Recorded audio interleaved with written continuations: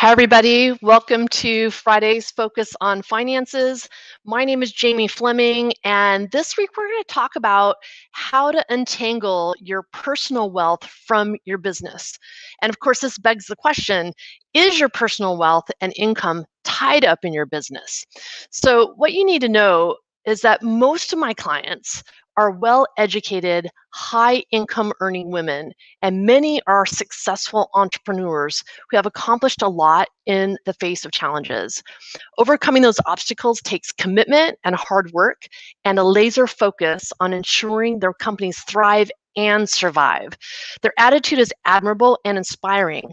Yet sometimes this intensity of commitment also contributes to a problem I often see among my clients. They're so focused on company financial goals that they've neglected their personal financial goals. And this is a very common thing that I see on a weekly basis. And this might be understandable, right? But from a financial perspective, it is also very dangerous. Many entrepreneurs have their wealth and their income completely tied to their business. If there's a downturn in their company, their industry, or the economy in general, they run a heightened risk to their financial security. No doubt, entrepreneurial's drive often means making personal sacrifices, but a secure financial future for you and your family should not be one of them. I encourage clients to think about their finances in a way that goes beyond their business. Together, we develop a holistic financial management strategy that works towards short and long-term goals for their company and for them. Whether the client is a self-made business owner, a woman stepping into a senior executive position at a growing company, or someone taking over an established family business, the goal is the same: to turn planning for their business into a robust personal wealth management program. So, how do we start? With the most important element of financial security. And you guys have heard me say this in a million different ways consistently every week, and that is free cash flow. Now, most entrepreneurs are familiar with the concept of free cash flow in business. It's the money left over after operating and asset expenditures. But they don't think about personal free cash flow, the money left over after all their household expenses. Both for companies and for individuals, generating free cash flow and using it wisely is the key to financial success. It gives you and your business greater flexibility, more financial security, and ultimately a nest egg to put against future liabilities like, say, corporate acquisitions for a company or retirement for an individual. Now, where do you start in figuring out what your free cash flow is? You have to have your spending plan in place. This is the thing we talk about consistently.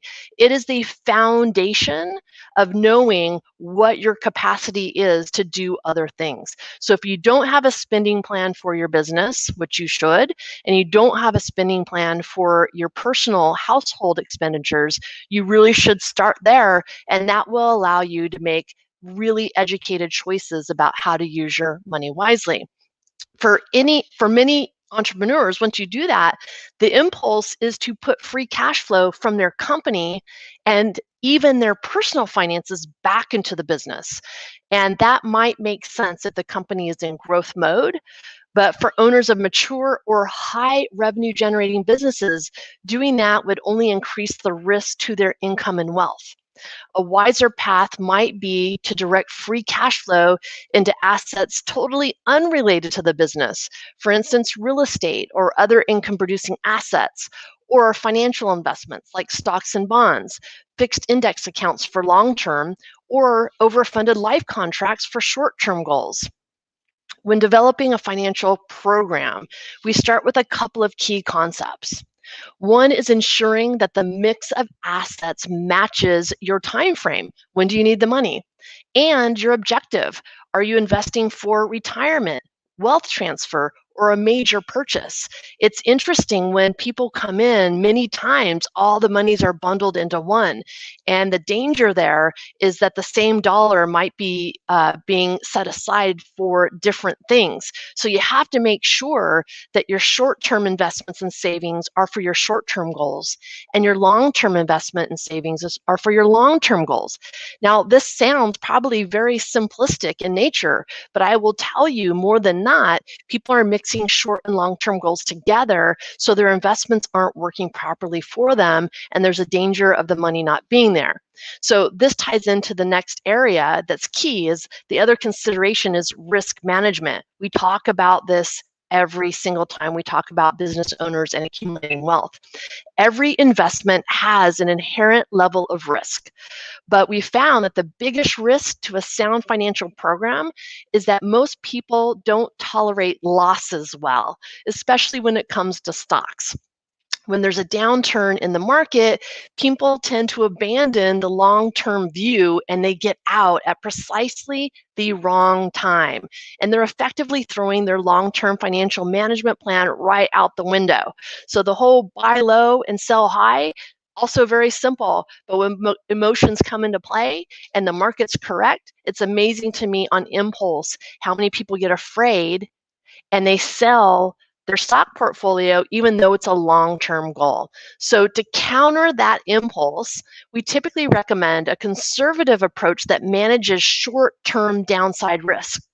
The goal here is to ensure you don't lose wealth for short-term needs and to make sure you're comfortable sticking to your long-term program. We do this a lot with our retired clients when we do their distribution plan. So when we're doing distribution plans for income, they know they have income that's guaranteed for 5 years, 10 years, and then they have a stock portfolio that's for growth. So short-term volatility in the market does not affect their income, and that gives them more peace. So when we look at this, after all, having a long-term plan and sticking to it is the key to financial success. For business owners in particular, the long-term view also applies to how and when you will exit your company.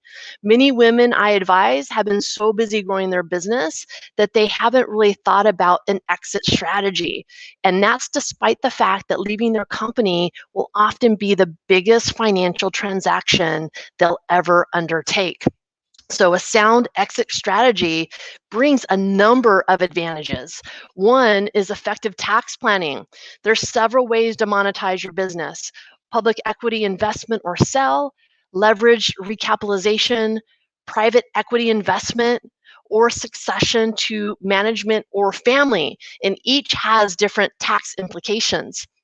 I want to say, hey, Amanda, thanks for joining. And I also want to give a big shout out to my son, Kinley, who's 11, and he's watching live because they're on spring break today. So he chimed in. Thank you both for coming on and being supportive and taking the information in. So when we look at the different tax implications, we also want to look at, in addition to that, having an exit plan gives you time to develop a realistic view of your company's value and take steps to enhance it if necessary. But most importantly, an exit strategy puts you in control of the financial future of your company and yourself. So one often overlooked part of exit planning is communication, especially with managers or family members who might be impacted if you opt for succession. These can be difficult conversations. Many of the women I advise are far more comfortable talking about building their business than about leaving it. So I typically recommend actually building a communication plan into their financial program. Regular structured conversations about the future of the business, your plans for exiting, and managers or family members' interest and ability to take over the reins when the time comes. This has so many advantages, right? Because if you're a service-based business and you have customers, then you want to make sure that they don't feel the transition, that these things come seamlessly. And you also want to put yourself in the driver's seat. So when the time comes, you're not being reactive to the fact that you want to retire, that you don't want to have to be in the day-to-day business. A lot of my clients go through this, and And when you have an exit strategy and you can start training your teams, then this transition becomes much easier, and it's actually making your business more valuable. So if you're a woman who's busy building and running your business, you've got a lot on your plate. I know, I'm in the same place that you are. And developing a long-term personal financial management program might seem daunting, but it doesn't have to be. A capable team of financial advisors can help decode the complexities and develop a plan that's actually right for you and individualized to you. And the process begins and ends with this simple commitment: to put as much priority on securing your financial future as you do on the success of your business. If you think about it that way, then you're going to have a better understanding of how to manage your household finances as well as your business. And as I talk to people, even that are not entrepreneurs, running a household is a business. If you are a stay-at-home mom or stay-at-home dad and you're taking care of the day-to-days, and your partner is the primary earner and brings funds in, you have the job of managing the personal finances, putting together a budget, going and looking at what the expenditures are, planning for future expenses like a car or a house or college for your kids. So I want to make sure that when people are dealing with their finances on a personal level, it's very similar to looking at how to run a business and then marrying the two together. So if you are fortunate enough to have a successful business and you're generating high revenue, we look at using your business as a tool.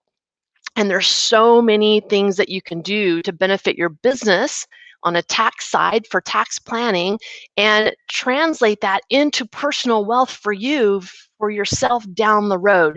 And these are the areas that we look at, and these are the areas that we help our business clients really get to that next level in their financial success. So the thing to realize too is that we can certainly help in this area. I've talked about my clients and what we do with them.